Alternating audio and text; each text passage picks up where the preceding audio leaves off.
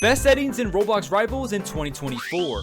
Today I'll show you guys some of the best settings you can have for Roblox Rivals for general and crosshair, so you can not only have the best performance but also possibly improve your aim. Alright guys, so right here you're going to want to click on the top, make sure you're right here, and then disable shadows. Also disable textures. You can also choose to disable wraps, which does help with lag slightly. Keep your volume high enough so that you know what's happening around you. And for best gameplay, I'd also say keep your music off so you're really locked in.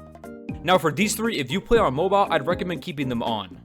Sensitivity can be kept at 1 or 0.5. I'd recommend messing around with those values because it greatly depends on what you actually prefer.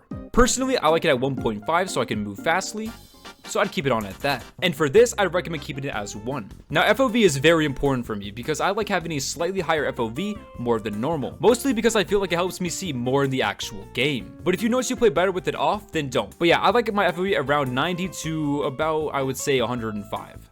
For down here, I like all this stuff off so it's less distracting when you play. Signals, definitely on, very important. Same thing with weapon inking, and keep tasks hidden.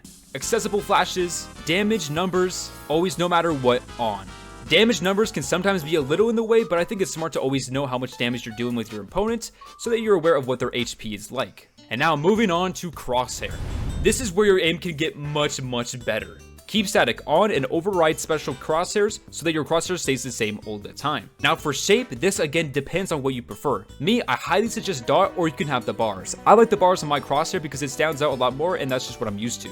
And I keep that same logic with the color of my crosshair too. In games like Arsenal, I love having my crosshair on pink or neon green. My thinking behind this is because these colors are more likely to stand out in these types of games because human visual perception likes to favor these high contrast elements, which can make your aim a lot more precise and accurate. For bar spacing, I say 4 to 7 is usually the sweet spot.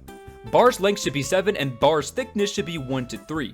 You don't want to higher than that because then it's just going to look like an absolute mess. Now this is good enough, but if you want your crosshair to stand out a lot more, go to the bottom and enable crosshair outline. Make it black or a color that matches with the pink, and keep all the settings at that.